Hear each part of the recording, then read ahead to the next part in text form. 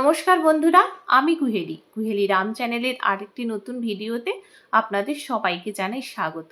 আশা করি আপনারা সবাই খুব ভালো আছেন। আজকের ভিডিওতে আমি আলোচনা করব কিভাবে পূর্ণিমার দিন লক্ষ্মীনারায়ণ পূজা করলে মা লক্ষ্মীর কৃপা সর্বদা বজায় থাকবে এবং পূজার সঠিক সময়সূচি, মা লক্ষ্মীর পূজায় কি নিবেদন করা উচিত এই দিনে এবং দুটো ঘরোয়া টোটকার কথা বলবো, যার ফলে গৃহে সুখ শান্তি সর্বদা বজায় থাকবে এবং অর্থ সংকট দূর হবে ও প্রচুর অর্থ আসবে। তাহলে চলুন আলোচনা করা যাক। এবছরের পূর্ণিমা বৃহস্পতিবার পড়েছে, লক্ষ্মীবারে, তাই এবছরে পূর্ণিমার গুরুত্ব আরও বেড়ে গেছে। কালকেই বছরের প্রথম পূর্ণিমা, যা বুদ্ধ পূর্ণিমা বা বৈশাখী পূর্ণিমা নামেও পরিচিত, যা বৌদ্ধ সম্প্রদায়ের দ্বারা অনুষ্ঠিত।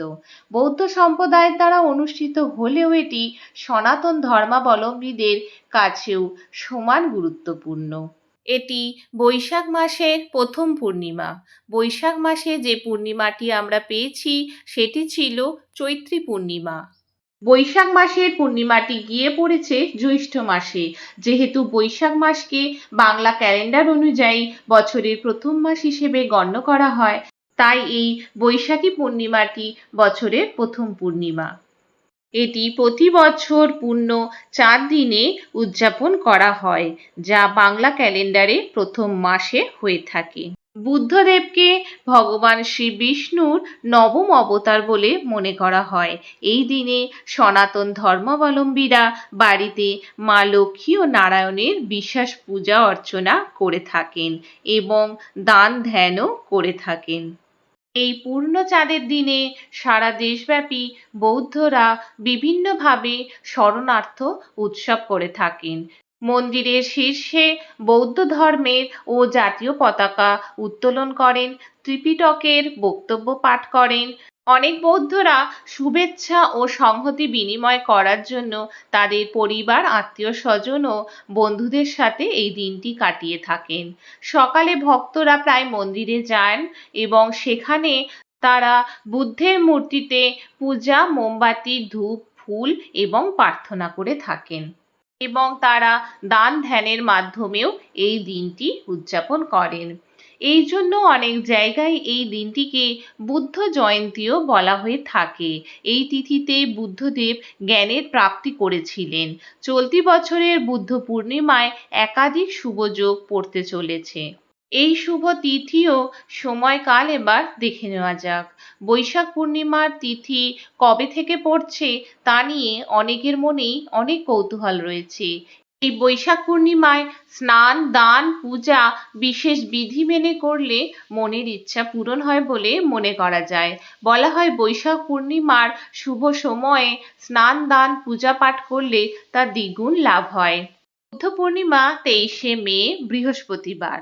বুদ্ধ পূর্ণিমার তিথি 22শে মে সন্ধ্যায় 6টা 47 মিনিটে তিথি শুরু। বৈশাখ পূর্ণিমা তিথি সমাপ্ত হবে 23শে মে সন্ধ্যায় 7টা 22 মিনিটে।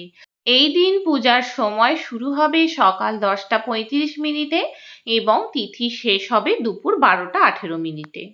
আমার সকল বন্ধুদের কাছে আমার একান্ত অনুরোধ, ভিডিওটা যদি ভালো লেগে থাকে তাহলে একটা লাইক করে আর একটা সুন্দর কমেন্ট করে যাবেন।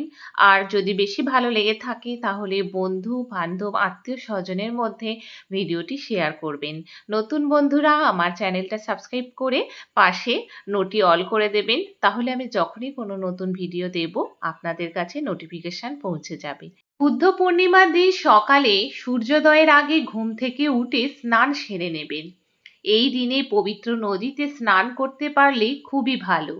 যদি সম্ভব না হয় তাহলে বাড়িতে স্নান সেরে শুদ্ধ জামা কাপড় পরবেন এবং ঘরবাড়ি আগে ভালো করে পরিষ্কার করে সমস্ত বাসি কাজ সেরে স্নান করতে যাবেন এবং স্নানের পর বাড়ির মুখ্য দরজায় 1 ঘটি জল রাখবেন এবং তারপর যেভাবে আপনি ঘরে প্রতি সপ্তাহে বৃহস্পতিবার মা লক্ষ্মীর পূজা করেন সেইভাবেই আপনার সাধ্য মতন মা লক্ষ্মীর ঘর স্থাপন করে আলপনা দিয়ে মা লক্ষ্মীর পূজা করবেন। মা লক্ষ্মী পদ্মাসনা, তাই এই দিনে যদি সম্ভব হয় মা লক্ষ্মীকে পদ্ম ফুল অর্পণ করলে খুবই ভালো। মোটা শুদ্ধ দুটো পান নেবেন। একটি পানের ওপরে সিঁদুরের ফোঁটা দেবেন ও তার ওপরে সুপুরি দেবেন।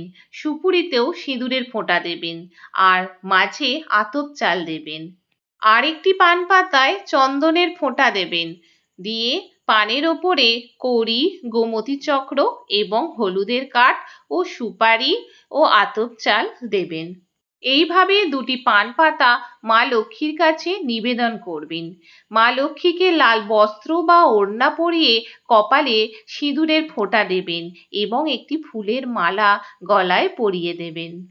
এবার ঘট স্থাপন করে তাতে সিঁদুরের ফোঁটা দিয়ে আমের পল্লব দিয়ে তাতে সিঁদুরের ফোঁটা দিয়ে যেভাবে আপনি প্রতি বৃহস্পতিবার মা লক্ষ্মীর পূজা করে থাকেন সেইভাবেই করবেন। থালায় আপনার সাধ্যমতো নৈবেদ্য সাজিয়ে দেবেন। যদি পারেন এই দিনে একটু নারকেল নাড়ু বানিয়ে মা লক্ষ্মী এবং নারায়ণের প্রসাদ দিতে পারেন এবং ধূপ ধুনো ও প্রদীপ জ্বালিয়ে মা লক্ষ্মীর পাঁচালি পাঠ করবেন। নৈবেদ্য থালাতে তুলসী পত্র দিতে একদম ভুলবেন না এবং জলেও তুলসী পত্র দেবেন এবং পূজা শেষে শঙ্খ বাজাবেন। এইভাবে পূজা করলে মা লক্ষ্মী খুবই প্রসন্ন হন। পূজা শেষ করে ঘর থেকে চলে যাবেন।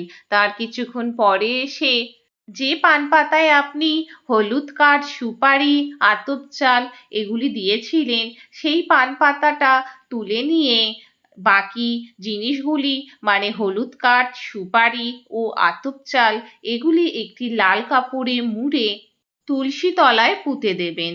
এই কাজটি সূর্যের আলো থাকাকালীন করবেন, কারণ সন্ধ্যাবেলায় তুলসী গাছে হাত দিতে নেই। তাই সন্ধ্যাবেলায় কখনোই এই কাজটি করবেন না।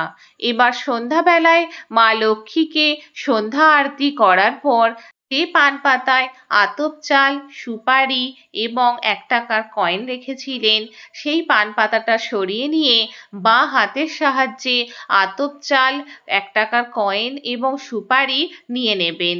এবার সেটি বাড়ির রান্নাঘরের চালের পাত্রের মধ্যে রেখে দেবেন। এই কাজটি করার সময় রান্নাঘর যেন একদম পরিষ্কার পরিচ্ছন্ন থাকে, কোথাও যেন এঁটো কাটা না থাকে। এই বুদ্ধ পূর্ণিমার দিনে নিরামিষ খাওয়ার চেষ্টা করবেন আর আমিষ জিনিস সেদিন রান্নাঘরে ঢোকাবেন না। এই দুটি কাজ করলে গৃহের বাস্তুদোষ দূর হবে এবং সংসারে সুখ শান্তি আসবে এবং প্রচুর অর্থ আসবে। তুলসী গাছ যেন বাড়িতে সবুজ ও সতেজ থাকে তার দিকে সবসময় লক্ষ্য রাখবেন। তুলসী গাছ শুকিয়ে গেলে কিন্তু সংসারের ক্ষতি হয়। তাই তুলসী গাছ যেন সবসময় সবুজ সতেজ থাকে সেদিকে সর্বদা লক্ষ্য রাখতে হবে। তুলসী গাছ আমাদের বাতাবরণকে শুদ্ধ করে। তুলসী গাছ সবসময় গৃহের উত্তর পূর্ব দিশায় রাখা উচিত। সবুজ সতেজ তুলসী গাছ গৃহের কল্যাণের জন্য অত্যন্ত শুভ। তুলসী গাছের সাথে যাতে কোনো কাঁটা জাতীয় গাছ না থাকে সেদিকে লক্ষ্য রাখতে হবে। মা লক্ষ্মী ও নারায়ণের পূজার এই সামগ্রীগুলি তুলসী তলায় ও চালের পাত্রে রেখে দিলে আপনার ঘরে সুখ সমৃদ্ধি উপচে পড়বে। এই দিনে পারলে দান করবেন। গরিব মানুষ ও পশু পাখিদের পারলে খাওয়ানোর ব্যবস্থা করবেন। মনে রাখবেন ভগবান কিন্তু মানুষের মধ্যেই বিরাজমান। তাই মানব সেবার কল্যাণ করলে ভগবান সবথেকে বেশি তুষ্ট হন। তাহলে বন্ধুরা, আজকের ভিডিওটা আমি এখানেই সমাপ্ত করছি। সকলে ভালো থাকবেন, সুস্থ থাকবেন। ধন্যবাদ।